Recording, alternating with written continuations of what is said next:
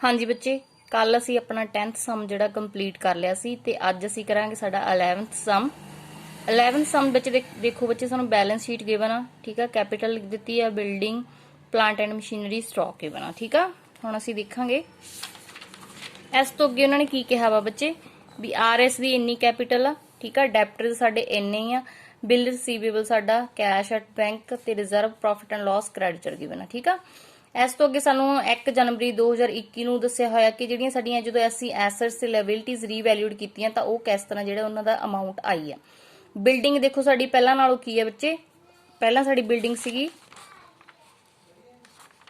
6,50,000 ਦੀ, ਠੀਕ ਆ। ਹੁਣ ਸਾਡੀ 8 ਲੱਖ ਦੀ ਹੋ ਗਈ। ਇਟ ਮੀਨਸ ਕਿ ਸਾਡੀ ਜਿਹੜੀ ਬਿਲਡਿੰਗ ਇਨਕਰੀਜ਼ ਹੋ ਗਈ। ਪਲਾਂਟ ਐਂਡ ਮਸ਼ੀਨਰੀ ਹੈ ਜਿਹੜੀ ਸਾਡੇ ਉਹ ਕੀ ਆ, ਡਿਕਰੀਜ਼ ਹੋ ਗਿਆ। ਆਈ ਥਿੰਕ ਮੈਂ ਦੇਖ ਵੀ ਲੈਣੀ ਇੱਕ ਵਾਰ। ਹਾਂਜੀ, ਪਲਾਂਟ ਐਂਡ ਮਸ਼ੀਨਰੀ ਸਾਡੀ ਡਿਕਰੀਜ਼ ਹੋ ਗਈ, ठीक आ। स्टॉक आ ਜਿਹੜੇ ਸਾਡੇ ਉਹ ਵੀ ਕੀ ਹੋ ਗਏ ਬੱਚੇ, ਸਟਾਕ ਵੀ ਸਾਡੇ ਕੀ ਆ ਪਹਿਲਾਂ ਨਾਲੋਂ ਡਿਕਰੀਜ਼ ਹੋ ਗਏ, ਠੀਕ ਆ। ਕ੍ਰੈਡੀਟਰ ਵੀ ਸਾਡੇ ਇਨਕਰੀਜ਼ ਹੋ ਗਏ ਤੇ ਪ੍ਰੋਵੀਜ਼ਨ ਸਾਨੂੰ 5% ਦਿੱਤੀ ਹੋਈ ਹੈ ਡੈਪਟਰਸ ਤੇ। ਗੁੱਡਵਿਲ ਸਾਡੀ 1,70,000 ਦੀ, ਠੀਕ ਆ। ਪਾਰਟਨਰਸ ਨੇ ਜਿਹੜੀ ਆਪਣੀ ਨਵੀਂ ਰੇਸ਼ੋ ਉਹ ਕੀਤੀ ਆ ਉਹ ਕਿੰਨੀ ਆ, 4-3-2 1 instead of their former ratio. Means ਕਿ ਜਿਹੜੀ ਪਹਿਲਾਂ ਉਹਨਾਂ ਦੀ ਰੇਸ਼ੋ ਸੀਗੀ 5-4-2 1 ਦੀ ਸੀਗੀ ਤੇ ਜਿਹੜੀ ਹੁਣ ਕੀ ਆ 4-3-2 1 ਦੀ ਹੋ ਗਈ। They do not want to record revised value of assets and liabilities in the books.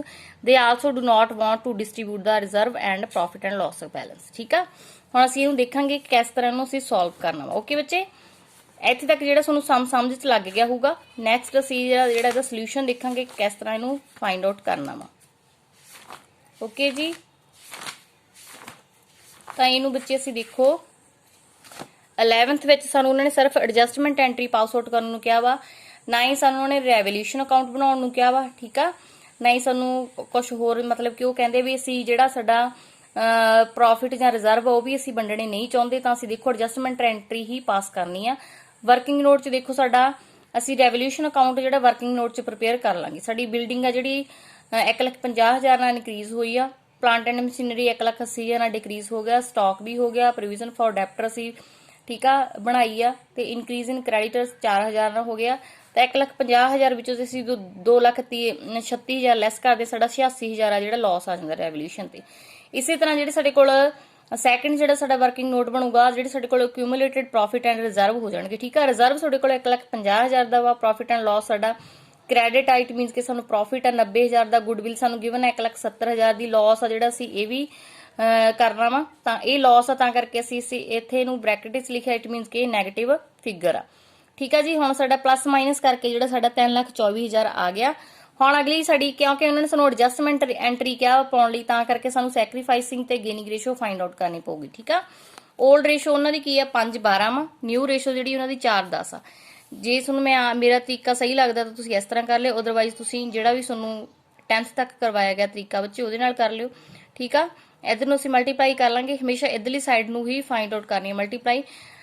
5 ਨੂੰ 5 ਨਾਲ ਕੀਤੀ 25 ਆ ਗਿਆ, ਠੀਕ ਆ।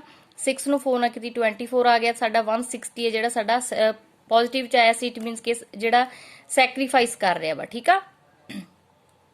ਇਸ ਤੋਂ ਅੱਗੇ ਸਾਡਾ Q ਆ ਗਿਆ। Q ਜਿਹੜਾ ਬੱਚੇ ਉਹਦੀ 4/12 ਸੀ ਤੇ 3/10 ਉਹਦੀ ਨਿਊ ਰੇਸ਼ੋ ਸੀ। ਅਸੀਂ ਜਦੋਂ ਇਹ ਫਾਈਂਡ ਆਊਟ ਕੀਤਾ ਸਾਡਾ 2/60 ਆ ਜਿਹੜਾ, ਇਟ ਮੀਨਸ ਕਿ ਉਹ ਸੈਕਰੀਫਾਈਸ ਕਰ ਰਿਹਾ ਵਾ। ਇਸੇ ਤਰ੍ਹਾਂ ਜਿਹੜੀ ਸਾਡੀ R ਦੀ ਆ ਉਹ ਅਸੀਂ ਫਾਈਂਡ ਆਊਟ ਕਰ ਲਈ 2/12 ਮਾਈਨਸ 2/10, ਤਾਂ ਉਹ ਵੀ ਮਾਈਨਸ ਦੇ 2/60 ਆਇਆ। ਇਟ ਮੀਨਸ ਕੋ ਗੇਨ ਕਰ ਰਿਹਾ ਵਾ, ਠੀਕ ਆ। ਇਸੇ ਤਰ੍ਹਾਂ ਜਿਹੜਾ S ਆ ਉਹ ਮਾਈਨਸ ਦੇ 1/60 ਹੈ। ਇਟ ਮੀਨਸ ਕਿ ਉਹ 1/60 ਜਿਹੜਾ ਉਹਦਾ ਸ਼ੇਅਰ ਨਾਲ ਗੇਨ ਕਰ ਰਿਹਾ ਵਾ। ਹੁਣ ਅਸੀਂ ਦੇਖੋ ਕਿ ਉਹਨਾਂ ਦਾ ਜਿਹੜਾ ਸ਼ੇਅਰ ਕੱਢਣਾ ਉਹ ਕਿਸ ਤਰ੍ਹਾਂ ਕੱਢਣਾ।